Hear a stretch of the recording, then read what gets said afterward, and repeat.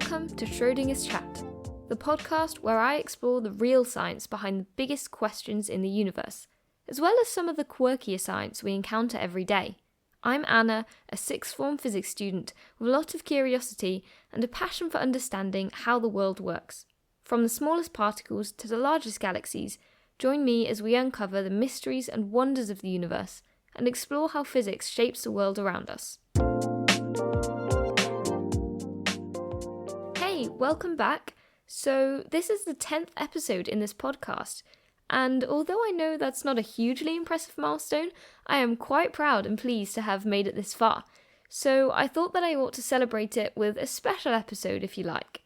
I also want to say a big thank you to everyone who listens, as this podcast has now reached over 100 downloads, and I think that's another reason for a slightly celebratory episode. To be honest, the topic today is just something that I can't really go on without addressing. And this mysterious topic, as you will have already worked out from the title of this episode, is Schrödinger's cat. Yep, it's the namesake of this podcast, so I couldn't possibly not address it at some point.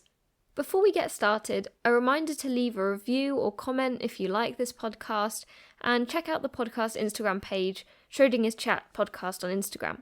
Here I post all sorts from extra bits relating to the episodes, STEM book recommendations, and various other nerdy science stuff.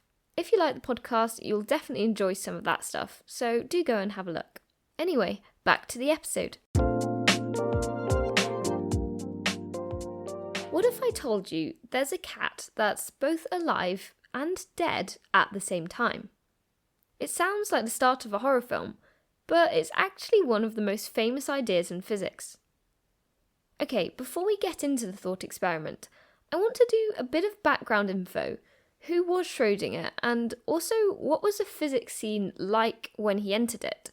What did we already know about quantum physics at the time? So, Schrödinger.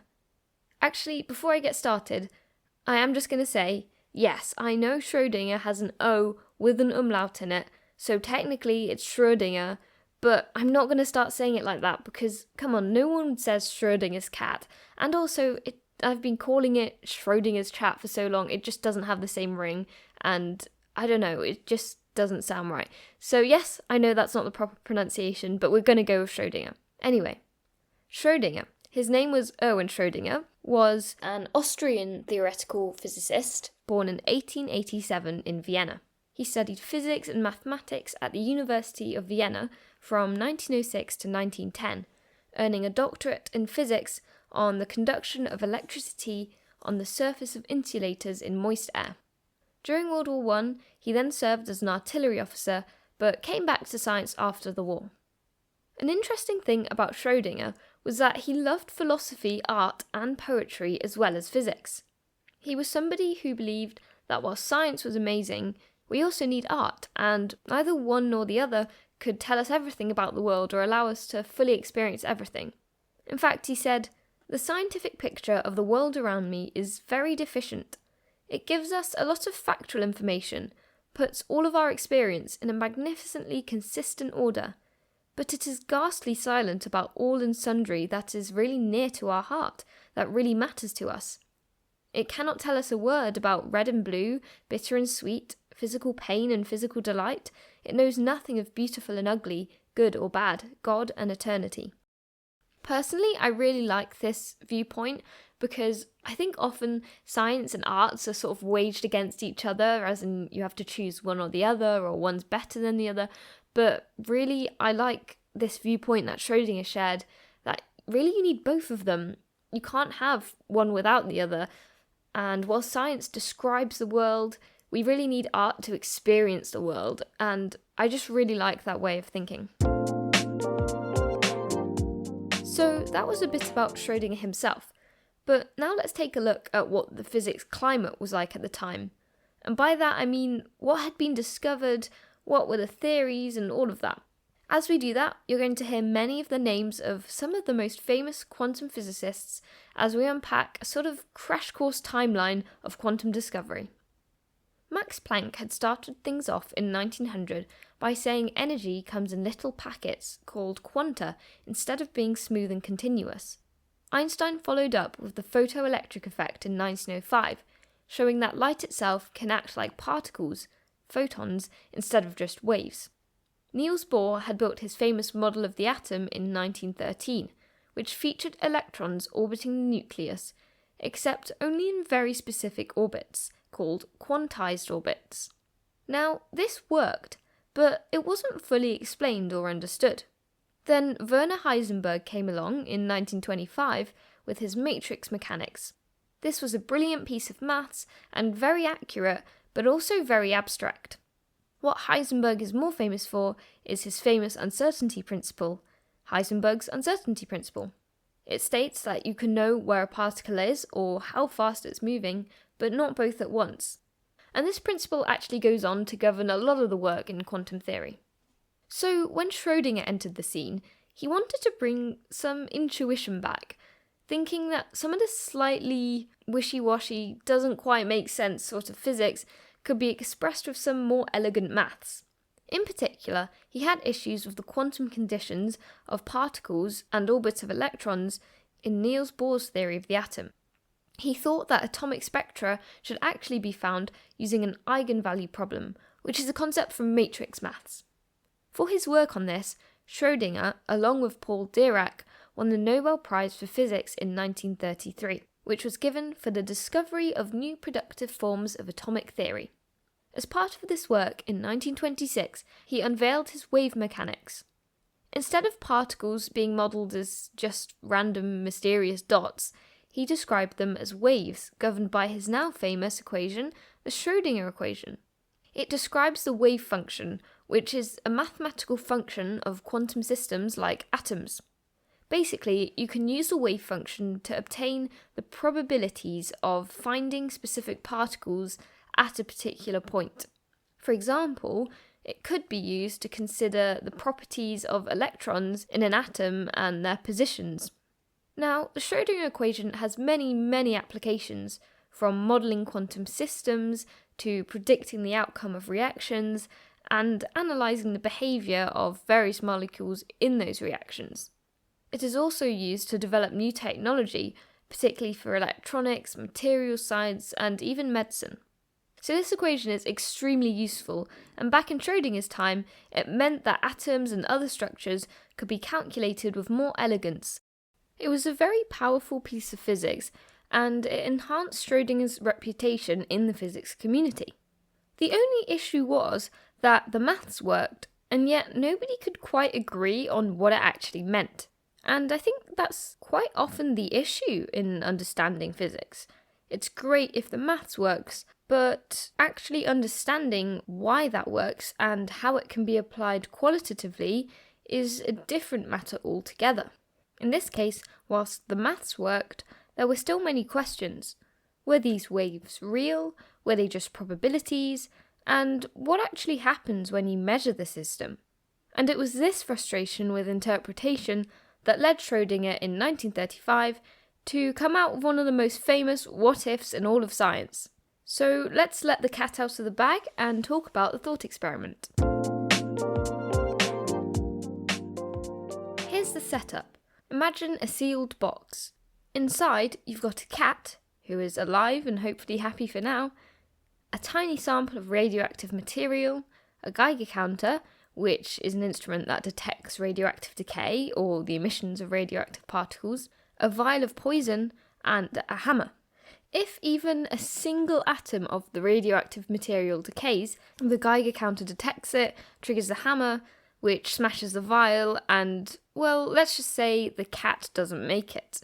On the other hand, if no atom decays, the hammer isn't triggered, so the vial remains intact and the cat is fine. Now, radioactive decay is a quantum process.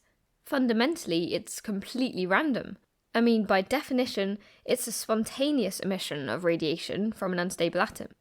Before you open the box, you can't say for sure whether the atom has decayed or not. How can you tell? Remember, the box is completely sealed, you can't see inside of it, you can't hear anything inside of it, you have no way of knowing what happened. Quantum mechanics tells us that mathematically, the atom is in a superposition of both decayed and not decayed.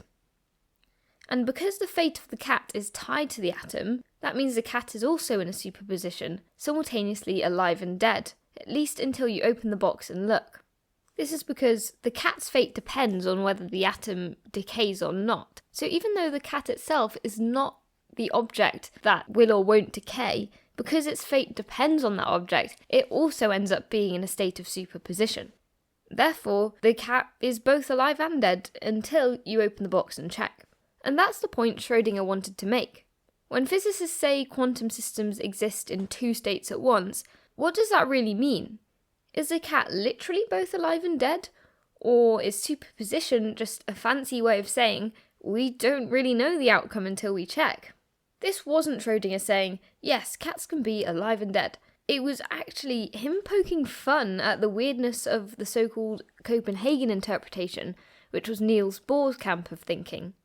Bohr and Heisenberg said the wave function, that mathematical function that describes the particle's possible states, collapses into one outcome when it's observed.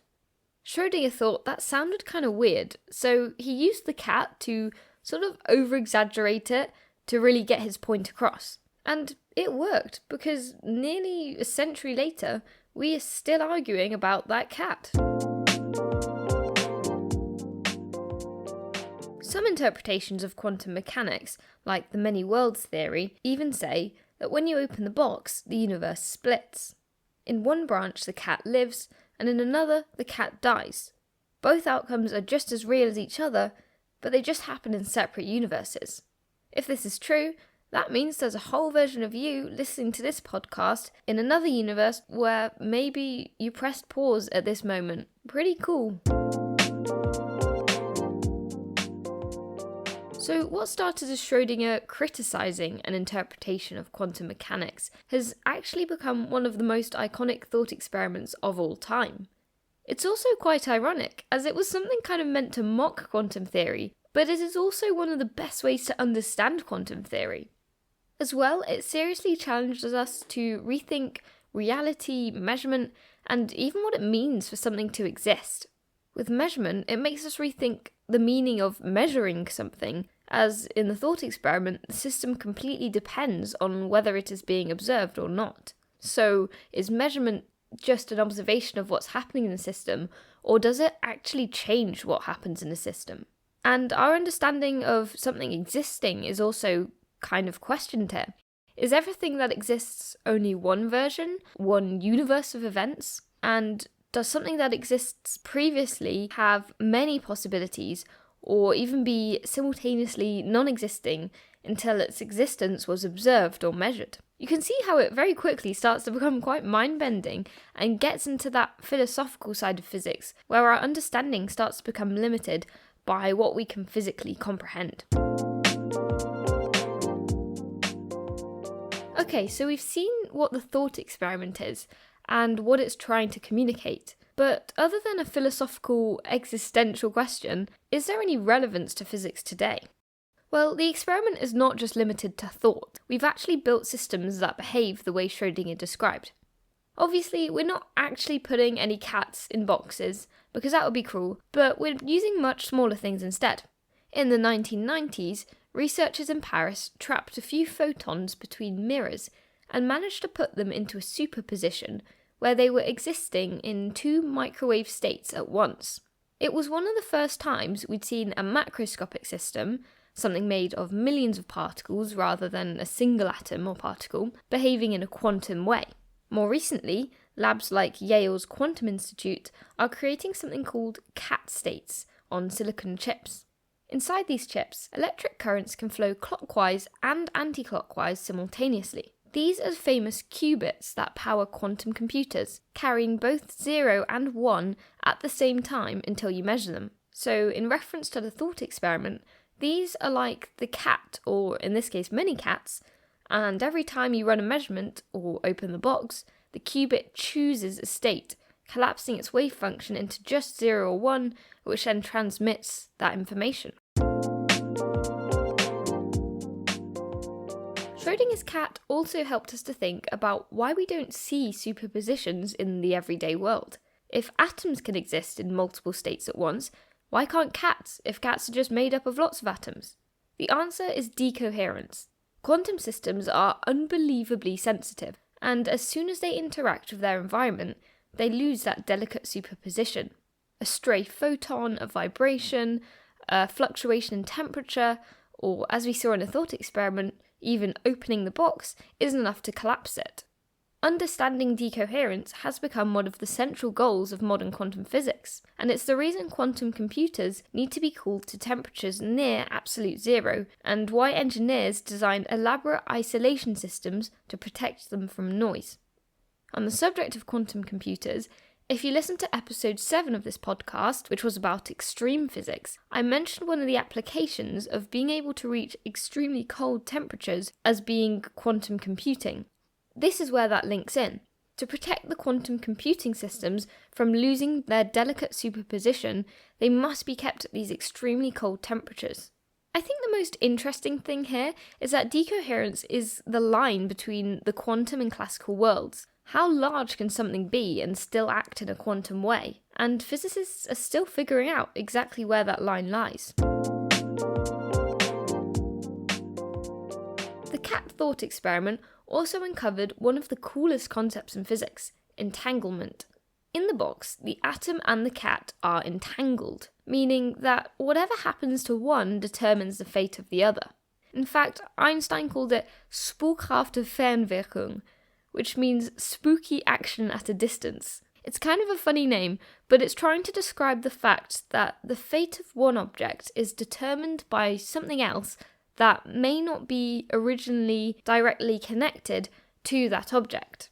So thinking about the cat, the atom that is going to decay is not originally connected to or directly poisonous to the cat, but because it sets off a series of events which will eventually harm the cat is therefore entangled with the atom because its fate is linked to the atom. Entanglement turns out to be real and incredibly useful. Again, probably the biggest area this is useful for is quantum computing. For example, there's something called quantum teleportation, where information about a particle state is transmitted using entanglement. And then there's quantum key distribution, which is about making communications unhackable. And also, there's quantum networks, which is trying to create a quantum internet using entanglement. So this cat has really sparked so much discovery in quantum information science, which is now a growing field, and one of the most intriguing areas of physics. In fact, if you've been keeping up with the science news, the 2025 Nobel Prize for Physics was for work on quantum computing chips. I think it's really exciting to be witnessing these developments today, and I'm sure there'll be many more incredible quantum computing discoveries to come, all thanks to the cat. Aside from pure physics and applications in technology, Schrödinger's cat is still a key feature of philosophical debates of quantum mechanics and physics as a whole. The different interpretations can be used to illustrate completely different views of existence in the universe. In the Copenhagen interpretation, which we briefly talked about earlier, the cat is both alive and dead until the observer opens the box. The superposition collapses into one wave function when you observe it, suggesting events are undetermined until observed or measured. In the many worlds interpretation, both outcomes actually happen. One universe gets a living cat, another one gets a dead one, but both outcomes are just as real as each other. This instead suggests that all possible outcomes of any event always happen, just in different universes. And then, in objective collapse theories, nature itself randomly decides when the wave function collapses, with no need for an observer. This, in contrast to the other two theories, suggests that the outcome is independent of observation or measurement, and actually the universe decides what will happen. Now, no matter which view you prefer or agree with, the cat forces us to ask what it means to measure something, to observe something, and even what it is to know. It's one of those moments where we are reminded that physics isn't just a way to describe the universe, it also allows us to question our relationship with the universe, asking what is our place in it, how do we interact with it and experience it, and what are the consequences of our interactions with it. Schrödinger's cat might have started as a protest, a criticism, even a mocking of quantum theory, but it ended up being one of the most influential thought experiments of all time, both in physics, shaping how we build quantum technology, how we think about information, and how we understand reality itself, but also is a huge part of pop culture. Very few serious scientific ideas have escaped academia so completely that you can find it almost everywhere. If you think about it, you'll find Schrödinger's cat in sci-fi novels, movies, countless memes, and it's even just become a way of expressing something that has a lot of uncertainty and ambiguity surrounding it. I think overall, those two things, uncertainty and ambiguity, along with a lot of curiosity, are some of the best things in science. Certainly things all good scientists are familiar with. In fact, in the quantum world, uncertainty is actually the rule, not the exception. It governs what can happen and is fundamental to our understanding of how the universe works. So maybe uncertainty is a good thing after all. Now, there are those who say curiosity killed the cat, but in quantum physics, you could argue the cat's whole existence relies on curiosity. So until next time, stay curious, and I'll see you in the next episode, or not. I guess we'll see which way the wave function collapses, or which of the many worlds that episode happens in, or, if you are an objective collapse theory fan, I guess we'll see what the universe decides. In the meantime, if you liked this episode, please leave a comment or give this podcast a rating, and go and check out the Instagram page, which is Schrödinger's Chat Podcast on Instagram. Anyway, thank you so much for listening, happy 10th episode, and I'll catch you next time. Bye!